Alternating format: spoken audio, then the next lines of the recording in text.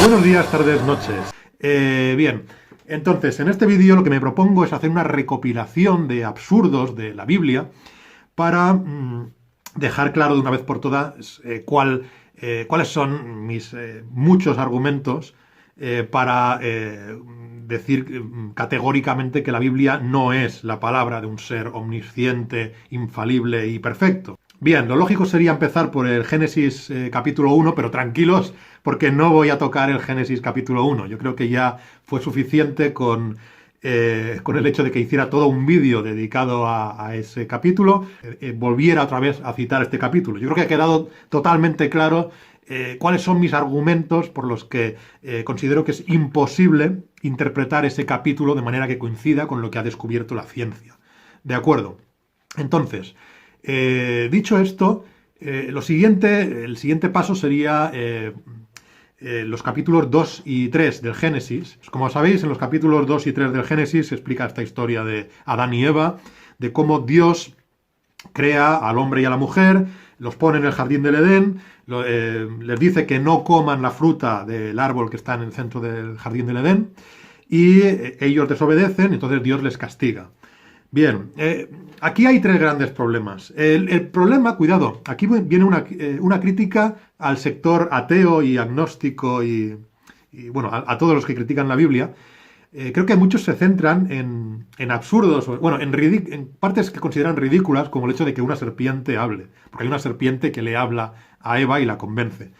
Yo no me centraría en absoluto en eso, porque para empezar algunos cristianos dicen que eso es puramente metafórico y otros dicen que, bueno, simplemente que es el diablo hablando a través de la serpiente y, bueno, una vez se parte de la idea de que existen este tipo de entidades sobrenaturales, pues no tiene mucho sentido criticar que una de esas entidades sobrenaturales hable a través de una serpiente.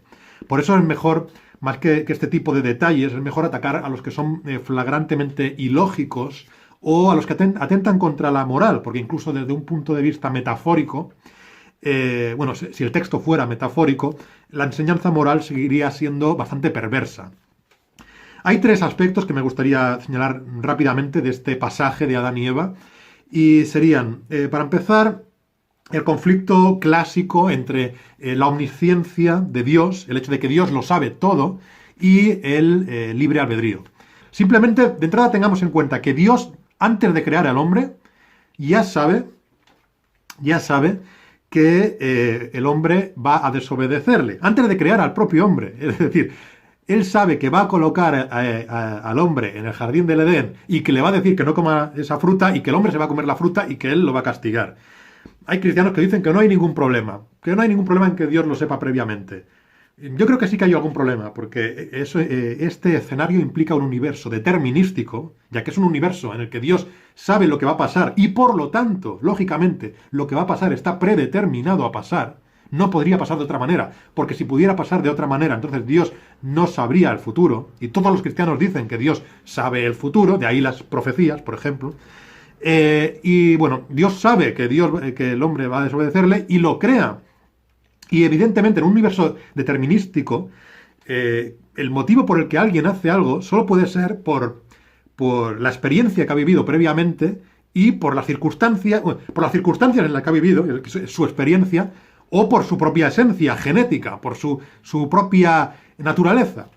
Y las dos cosas las habría decidido Dios respecto al hombre. Él habría decidido crear al hombre tal y como lo creó y en las circunstancias espaciotemporales concretas en las que lo creó. Por lo tanto, toda la acción del hombre estaba determinada previamente por la manera en que Dios lo había creado. Así que Dios creó al hombre de manera que pecase, que cometiera eso, y aún así lo castiga después. Este es un gran choque de índole lógica. Entonces, vamos al siguiente problema. El siguiente problema está en el hecho de que el propio relato nos da a entender que Adán y Eva no conocían, no distinguían el bien y el mal. Adán y Eva solo conocían el bien y el mal después de comer la fruta. Esto lo da a entender el propio libro. No tiene sentido, entonces, un castigo a unos individuos que son inconscientes. No tiene sentido una reprimenda por una acción inmoral, como es la desobediencia, a unos individuos que no saben lo que es el bien y el mal. Esa es la segunda crítica. Y la tercera, que creo que es una muy importante, es que este primer capítulo nos muestra el primer indicio de que no estamos ante un Dios perfectamente justo. Es imposible que este Dios sea perfectamente justo. ¿Por qué motivo? Pues porque, dejando de lado las otras incoherencias, Adán y Eva habrían cometido una infracción, habrían cometido el pecado de la desobediencia. Bien, entonces, por este pecado que cometen estas dos personas, Dios castiga a toda su descendencia, castiga a toda la humanidad. Y esto lo deja claro la Biblia, no solo en los propios pasajes del Génesis, sino que lo deja claro en posteriores pasajes. Es decir, deja claro que solo por la acción de un hombre se castiga a toda la humanidad. Bien, esto es objetivamente injusto. No es que sea relativamente injusto, es que es objetivamente injusto. La justicia consiste en darle a cada uno lo que merece. Si alguien ha hecho algo malo, se le castiga con algo malo. Si alguien ha hecho algo bueno, se le premia con algo bueno. Eso es lo justo. Bien, el siguiente pasaje de la Biblia que me gustaría comentar sería el del Arca de Noé, que este es un clásico entre todos los que somos críticos con la Biblia, porque, bueno, el Arca de... aquí se aglomeran incoherencias de índole lógica, de índole moral y de índole científica. El error científico está muy claro. Yo creo que es evidente que se puede constatar que nunca ha sucedido ese diluvio universal. Es decir, nunca sucedió en tiempos en los que existía el ser humano, toda la tierra estuviera cubierta de agua. Eso no ha pasado nunca en tiempos humanos, en tiempos en los que existía el Homo sapiens.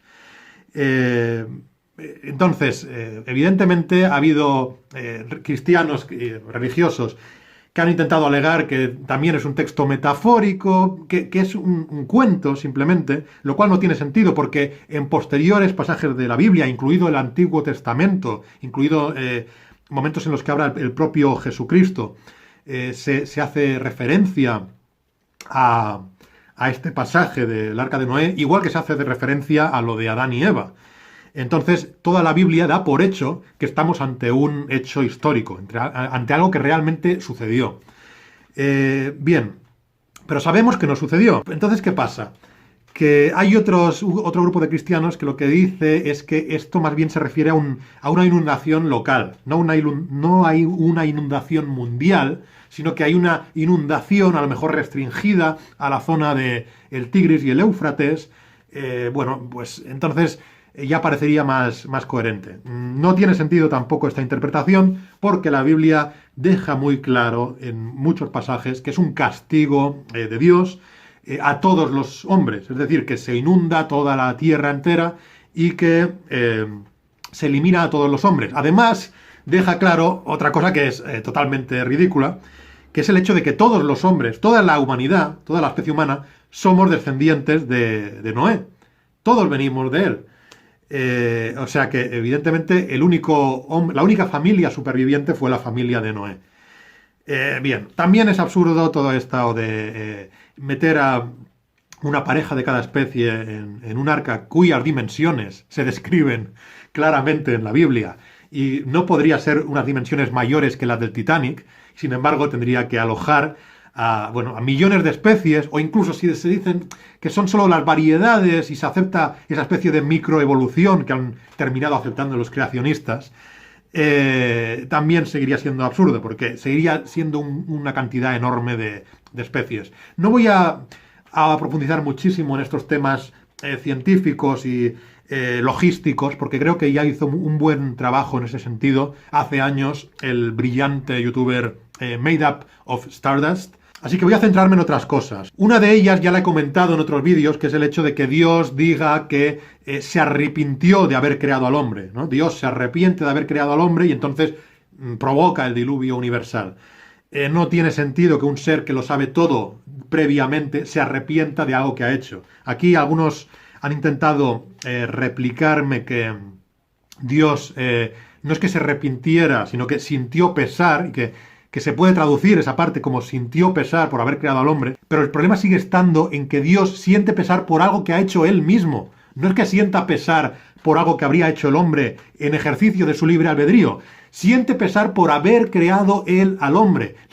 Dios lamenta haber hecho él algo, lo cual no tiene sentido. No tiene sentido que un ser que previamente conoce lo que va a suceder como consecuencia de lo que él hace, lamente lo que ha hecho. No tiene sentido que lo lamente viendo las consecuencias de lo que ha hecho. En todo caso, como esto ya lo he tratado mucho, voy a centrarme en este capítulo en lo que yo considero que es el mayor atentado digamos, en el aspecto moral, en el capítulo del Arca de Noé. Me refiero al hecho de que Dios, pues, asesina, mata a toda la humanidad. Entonces, se supone que toda la humanidad era malvada. Entonces, una crítica muy habitual que yo comparto es la de pensar, bien, ¿los niños eran malvados? ¿Los bebés eran malvados? Porque habría bebés. En ese momento concreto habría recién nacidos. O habría niños de 2 o 3 años. Bien, ¿eran todos malvados? ¿Merecían todos ese castigo? Hay muchos cristianos que no ven ningún problema en el hecho de que Dios mate a niños de forma evidente en muchos pasajes, o que ordene matar a niños, porque esto lo hace Dios en la Biblia en muchos pasajes. Ellos dicen que no hay ningún problema, de índole moral en el hecho de que Dios mate u ordene matar a niños, porque simplemente esos niños estarían yendo directamente al cielo y por lo tanto pues no se les ha hecho ningún daño realmente. Como son inocentes, como no han hecho nada malo, al matarlos Dios lo único que está haciendo es enviarlos directamente al cielo. Claro, esto, para empezar, choca con lo que la propia Biblia indica en muchos pasajes. Porque si aceptásemos esta justificación por parte de los cristianos, estaríamos aceptando que lo mejor que le puede pasar a una persona es morir siendo un niño o siendo un bebé. Porque de esa manera te ahorras lo que es la vida, toda esta vida terrenal tan dura, y vas directamente al cielo. Entonces, lo mejor que le puede pasar a alguien es morir en su infancia, según este criterio. El problema más claro aquí es que la Biblia nos da a entender de forma muy clara que esto no es así, que Dios castiga a personas haciéndoles vivir vidas cortas y premia a personas haciéndoles vivir vidas largas. Que vivir una vida larga es algo bueno. Por lo tanto, si vivir una vida larga es algo bueno y vivir una vida corta es algo malo, como nos indica la Biblia en muchos pasajes, entonces Dios, al matar a niños, les está haciendo algo malo. Está haciendo que vivan una vida muy corta. Entonces, está haciéndoles algo malo a personas que son inocentes y que todavía no han tenido tiempo de cometer ningún pecado. Estamos hablando de recién nacidos, no han podido hacer nada muy grave. Por otra parte, incluso si fuera algo bueno ir directamente al cielo en lugar de pasar por esta fase esta fase previa que es la vida terrenal, entonces Dios sería injusto. Estaría siendo injusto porque estaría premiando directamente a personas que no han tenido que pasar por ningún tipo de prueba terrenal, que son esos niños a los que asesina directamente, y estaría pues sometiendo a una prueba a otras personas a las que sí que les hace pasar por esa vida terrenal. El siguiente pasaje que quiero destacar es el de Sodoma y Gomorra. Este es un pasaje que parece muy interesante porque en él se aglomeran también bastantes incongruencias y bastantes puntos moralmente cuestionables. El primero que quiero señalar es el del principio, es el hecho de que Dios tiene Dios quiere saber si en Sodoma son realmente tan perversos y tan malvados como se dice, y lo que hace es enviar a un par de ángeles para que compruebe si esto es así. Bien, esto que se desprende claramente del texto es totalmente incongruente con la idea de un Dios omnisciente. Un ser omnisciente ya debería saber si en Sodoma son buenos o son malos sin necesidad de enviar a alguien para que lo compruebe, porque es omnisciente, además es omnipresente. Dios ya está en Sodoma, ya está ahí, no tiene por qué enviar a alguien a que averigüe, a ver si se están comportando bien y que le informe. No necesita mediadores ni informadores, es omnisciente. Entonces, esta es la primera incongruencia, el primer ilógico. Pero Bueno, además este ilógico se refuerza con la conversación que Dios tiene con Abraham, porque Abraham empieza a preguntarle qué haría Dios en caso de que haya 50 personas justas. Dios destruiría a los injustos junto a los justos junto a los injustos. Es decir, si en toda la ciudad hay una pequeña parte de personas buenas, Dios destruirá la ciudad igualmente, castigando a los buenos por culpa de los malos. Y Dios le dice que no, que si hay 50, no. Si hay 40 buenos, tampoco. Si hay solo 10 y los demás son todos malos, destruirá la ciudad. Ahí dice que tampoco. Y Abraham no se atreve a seguir bajando. Porque lo lógico sería haberle preguntado, si hay una única persona buena, ¿destruirás la ciudad? Pues no, Abraham se queda con 10. Si hay 10 personas buenas, no destruye la ciudad. Esta es una conversación ridícula, desde el punto, partiendo de la base de que Dios es omnipotente. Dios podría llevar a cabo sus actos de aniquilación, si realmente son necesarios por algún motivo, podría llevarlos a cabo de forma selectiva. Podría matar solo a los que son malos y dejar vivos a los que son buenos. No tiene por qué llevar a cabo actos de destrucción masiva que implique la muerte de personas inocentes junto a personas que no son inocentes. Cosa que sin duda tiene que haber hecho, porque igual que en Sodoma, cuando la destruye completamente, por lógica tenía que haber recién nacidos, o en el diluvio tenía que haber recién nacidos, y ya hemos dicho que no sirve la excusa de que directamente van al cielo, no sirve porque la propia Biblia la contradice. Entonces, Dios está matando gente inocente, a menos que se pueda argumentar que los recién nacidos son perversos. Pero es que si los recién nacidos son perversos, la única explicación para que alguien sin ninguna experiencia de la vida fuera moralmente perverso sería que fuera genéticamente perverso, que fuera algo en sus genes, en su naturaleza. Y eso volvería a hacer culpable al propio Dios.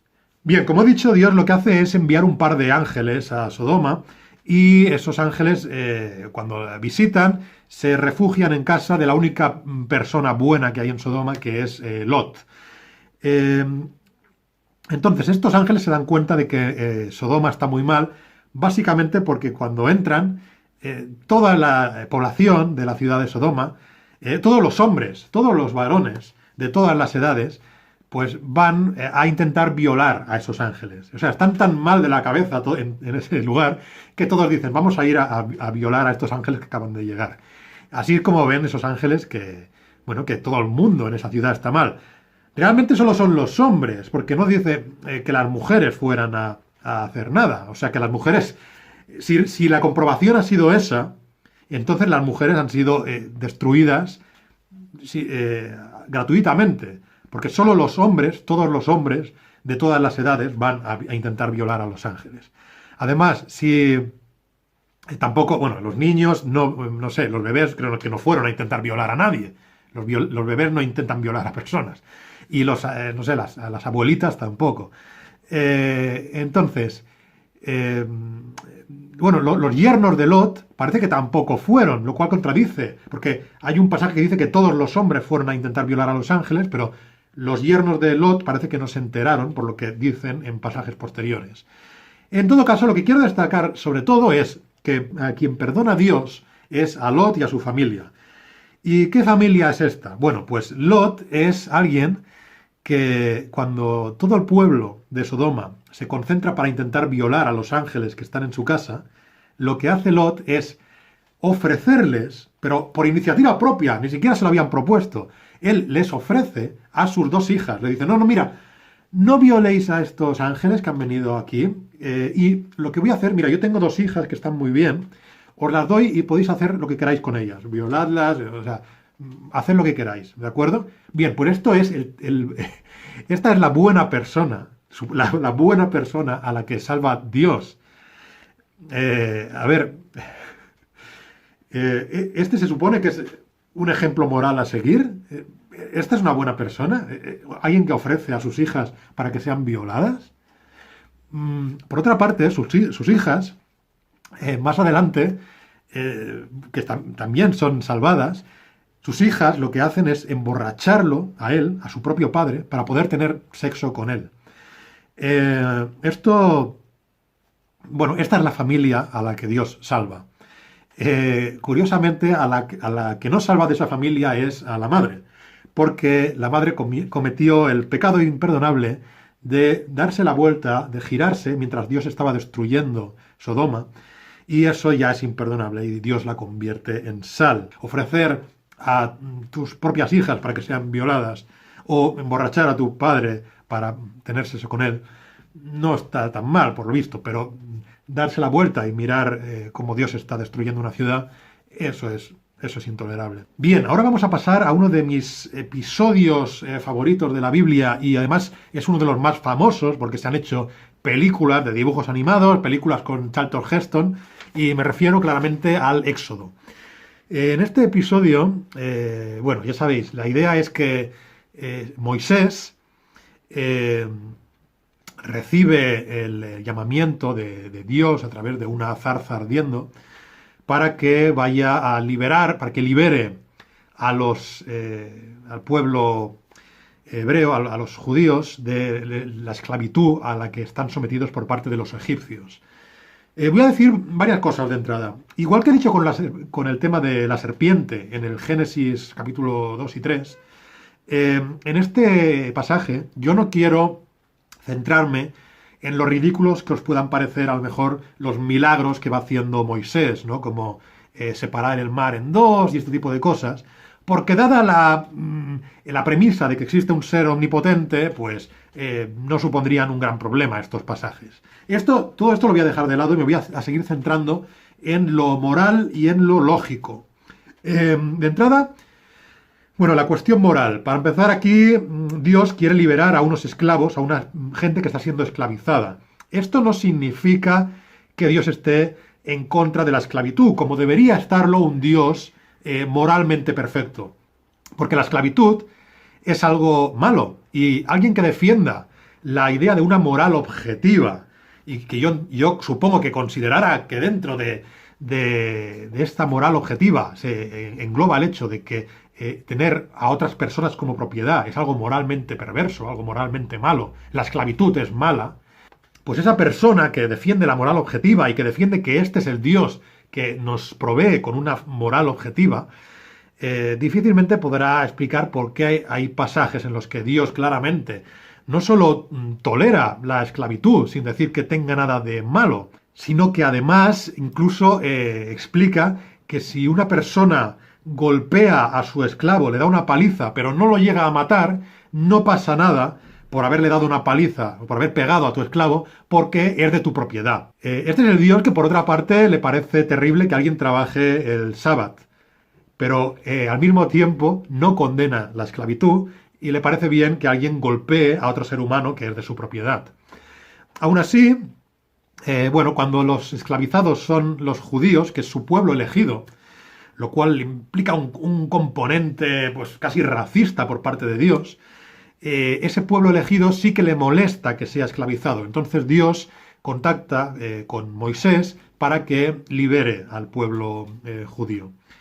Bien, aquí una de las incongruencias que tengo que señalar es, de entrada un pasaje muy curioso, que demostraría que Dios no solo es que no sea omnisciente y perfecto, sino que incluso parecería que Dios, ese Dios de la Biblia, padece de serios problemas psicológicos. Me refiero a cuando Dios intenta matar a Moisés. Hay un pasaje en el que Dios, después de haberle dicho a Moisés que vaya a liberar al pueblo de Egipto, y Moisés obedece y dice, vale, pues voy a ir para allá. Lo que hace Dios es que en pleno camino quiso matar a Moisés. Es decir, Dios quería matar a Moisés, así de golpe. Le vino un pronto y a esa misma persona que le estaba obedeciendo dice, no, yo a este lo voy a matar. Esto hay muchos que han intentado explicarlo. Hay vídeos intentando explicar, podéis buscarlos, vídeos explicando por qué Dios quiso matar a Moisés, cuando él mismo lo acababa de enviar a liberar a los judíos y Moisés estaba obedeciendo. El motivo sería que el hijo de Moisés no estaba circuncidado. Así que lo que hace la mujer de Moisés es cortarle rápidamente el prepucio al hijo de Moisés para que Dios no lo mate. Entonces Dios quiso matarlo, pero ¿qué es lo que se lo impidió? Él es omnipotente. Si Él quiere que algo pase, eso sucede. Entonces, si Dios quería matar a Moisés porque su hijo no había sido circuncidado, ¿esto no lo sabía antes de enviar a Moisés a cumplir su misión? ¿No podía habérselo dicho antes? Eh, Además, si ya sabía que la mujer iba a hacer eso, entonces ¿por qué quería matarlo? Ya sabía que la mujer haría eso. Bueno, como al final Dios cambia de opinión y ya no quiere matar a nadie. No quiere matar a Moisés ni a su hijo. Se ha rectificado. Algo totalmente incongruente con la naturaleza inmutable de Dios. Pero peor aún que esto, es el hecho de que Dios, eh, como sabéis, va a decirle a Moisés que libere a su pueblo y que para convencer al faraón, él va a hacer que caigan una serie de plagas sobre Egipto para forzarlo a liberar a los judíos. Y lo más absurdo es que, bueno, en estas plagas evidentemente mueren personas que no tienen nada que ver con esto, que son inocentes. Dios se supone que está castigando al faraón porque el faraón se niega a dejar libres a los judíos, pero a quien está castigando es a un montón de personas inocentes que no tienen ninguna culpa de las decisiones del faraón. Incluso al final llega a matar a todos los primogénitos de las familias egipcias, solo de las egipcias, no de los judíos, porque era esta discriminación racista, ¿no? Como habían nacido egipcios, pues, bueno, pues que se jodan por haber nacido egipcios. Entonces, cuando Dios mata a todos los primogénitos egipcios, bueno, está castigando a gente que no tiene ninguna culpa. Incluso, no solo porque, aunque mate a niños, eso no está justificado, como ya hemos explicado, sino también por el dolor que le provoca a las familias cuyos hijos ha matado. Entonces, lo peor de todo esto todavía no lo he explicado. Lo peor es que todo esto supone que vendría porque el faraón se está negando a dejar libre al pueblo judío. Pero lo cierto es que es Dios quien está provocando que el faraón no deje libres a los judíos. Porque Dios está endureciendo, eso dice la Biblia, Dios está endureciendo el corazón del faraón para que el faraón no acceda a lo que le está pidiendo Moisés. Bien, esto es ya extremadamente ridículo, porque tenemos a Moisés, o sea, tenemos a Dios que le pide a Moisés que vaya a liberar a los judíos. Entonces, Moisés le pide esto al faraón y Dios hace que el faraón se niegue a hacer caso a Moisés. Y como el faraón se niega a hacerle caso a Moisés, Dios empieza a matar a la población, a provocar plagas y a matar a todos los niños. Por algo que el propio Dios está provocando, porque el propio Dios está haciendo que el faraón no le haga caso a Moisés. Este tipo de cosas son incongruentes con la idea de un Dios infalible, inmutable, perfecto. Yo he intentado escribir relatos de ficción o de ciencia ficción y es muy difícil introducir en un relato de ficción a un personaje que sea muy poderoso, porque es muy fácil caer en incongruencias. Cuando tienes un personaje que lo sabe todo, lo puede hacer todo, no se equivoca nunca y es moralmente perfecto, es muy difícil escribir de forma coherente sobre ese personaje. Y esto es lo que pasa aquí. En muchos pasajes de la Biblia, y solo he citado unos pocos, pero no voy a hacer un vídeo larguísimo, que ya es larguísimo. Entonces, lo dejamos aquí. Espero que os haya interesado, espero ver vuestras opiniones y hasta el próximo vídeo.